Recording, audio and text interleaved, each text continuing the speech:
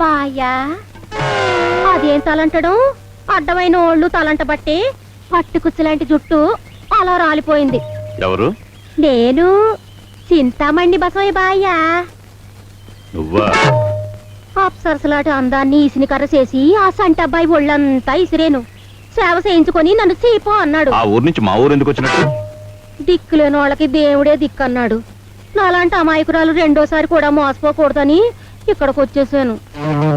నాకు ఆ సంటబ్బాయికి తెగతెంపులు అయిపోయింది బాయా. అబ్బా ఒళ్ళు ఎంత కాలిపోతుందో, ఎంత ఏడో. ఈ ఏడి తగ్గాలంటే ఈ చింతామణి చేత్తోనే తలంటాలి అంటున్నా బాయా. నువ్వు వెళ్ళరా.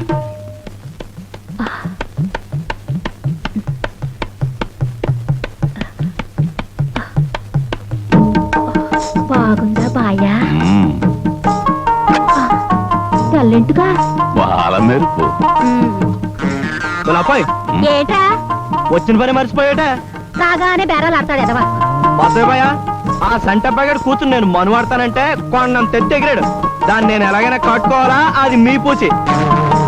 వచ్చే ఎద్దుల పందులో నేను మీ పక్కన నిలబడి ఆడెద్దులు ఓడించి మీ ఊరు పరువు నిలబెట్టే పూచి నాది. ఇది మన సెటిల్మెంట్. ఆల్ రైటేనా?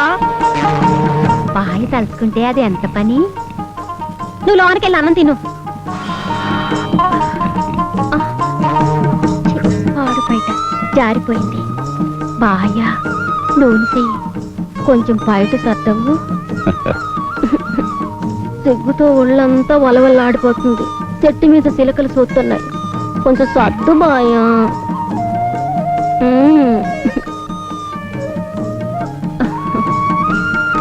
అబ్బా బాయ్ చెయ్యి తగలగానే ఒళ్ళంతా బుస్సుమని బుసలు కొడుతుంది.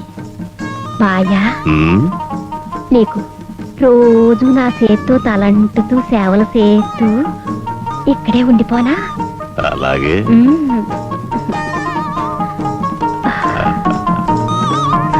బావా బావా ఉండు బావా, భయం వేస్తుంది. భయం ఎందుకే? కాసేపు ఓపిక పట్టవే. సిగ్గేస్తుంది బావా. సిగ్గులేదు గిగ్గులేదు, కదలకే. ఏంటి బావా? అమ్మా ఓరి బాబోయ్, ఈ మాత్రం పూలెట్టించుకోవడానికి లబలబలాడిపోయావు. ఈ పూలు పెట్టడానికే నన్ను ఇక్కడికి తీసుకురావాలా? ఈ మధ్య నేను సాటుగా తీసుకెళ్లి మాట్లాడాలని ఒళ్ళు టివటివలాడుతుంది. ఎవరికంట్లోన్నా పడితే మూతులు కొడుకుంటారు తెలుసా? ఇదిగో మళ్ళీ మన ఇద్దరి పెళ్లి ఖాయమయ్యాక కథ కండెట్టావే. కాదు, నీలాంటి మొగుడిని కట్టుకుంటున్నానని బెంగపడి చిక్కిపోయాను. చూడు, జాకెట్ లూజ్ గా ఉంది. భలే దెబ్బ తీసావే. ఇదిగో మళ్ళీ నేను ఒకటి అడుగుతాను, కాదనవుగా? కాదనవుగా? ఏంటి? అయ్య బాబోయ్, ఏంటలా భయపడిపోతావు? మరి నన్ను ఇక్కడికి తీసుకొచ్చి ఇలా మాట్లాడితే భయమేదేంటి? నేనుండగా నీకెందుకే భయం? నువ్వున్నావు కాబట్టే భయం. భయం లేదు గేయం లేదు, ఉరుకా. ఇది ఎప్పటికైనా మనం కలిసి చేయాల్సిందే. ఇదిగో నువ్వు ఇలా మాట్లాడితే నేను వెళ్ళిపోతాను. ఏం లేదు మళ్ళీ, ఈ రాత్రికి మన ఇద్దరం కలిసి డ్రైవర్ రాముడి సినిమాకి వెళ్ళిపోదాం. సినిమాకా? అయ్యో అవును మరి, కలర్ సినిమా, ఇజే టాకీస్. మళ్ళీ ఎవరు బుల్లే? వస్తున్నాను. ఏమిటి? మా అత్తారింటికి వెళ్తున్నానే. ఏవే నాతో చెప్పకుండా వెళ్ళిపోతున్నావా? లేదు మళ్ళీ, మీ ఇంటికి వెళ్తే నువ్వు తోటలోకి వెళ్ళావని చెప్పారు. అందుకే నీకు చెప్పేదానే ఇక్కడికి వచ్చాను. మళ్ళీ నీ పెళ్లి కబురంపిస్తావు కదా. నువ్వు లేకుండా నాకు పెళ్ళి అవుతే సరే కానీ మీ ఇద్దరికి పెళ్లి కుదిరితే ముచ్చాలమ్మకి నీ చేత నిద్ర కొట్టి పెట్టి తను మొక్కున్నాను. మర్చిపోకుండా పెట్టే, అలాగే పెడతాను. బస్ వచ్చి ఏలైంది. పదమ్మ పద. పదమ్మా పద పద. రాయే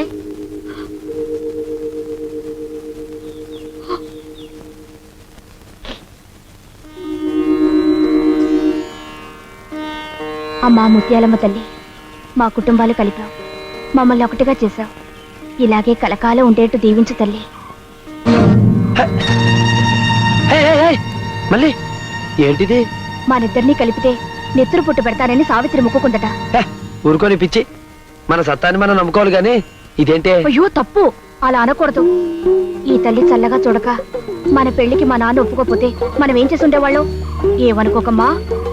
మీ నాన్నే కాదు, ఈ ఊరట్టొచ్చిన నరికి మరీ నిన్ను నా దాన్ని చేసుకునేవాడిని, లేదా నిన్ను పొడిచి నేను పొడుచుకునేవాడిని. అమ్మా ముత్యాలమ్మా వింటున్నావా మా బావ ఏమంటున్నాడు ఆ ఏంటి అలా అరుస్తావు?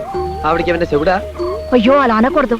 మన మనసులోని మాటలు అమ్మ చెవిలో పడితే మనకి ఏ అడ్డు రాదు. అలాగా? ఉమ్, అయితే ఇద్దరం కలిసి అడుగుదాం. ఉమ్. అమ్మా మమ్మల్ని ఇద్దరిని ఎప్పుడూ ఇలా కలిసి ఉండేలా చూడు. వినపడిందా? వినపడింది.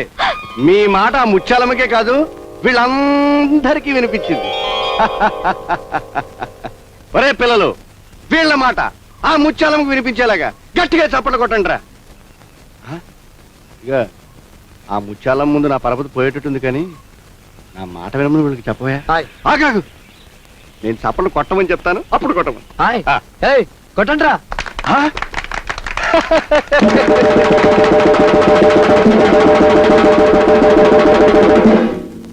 మహాజనులారా, మీ అందరికీ తెలియపరిచేది ఏంటంటే మన ఊరు రామాలయం దగ్గర ఏటేటా జరిగేటట్టు ఎడ్ల పోటీలు జరుగుతున్నాయో.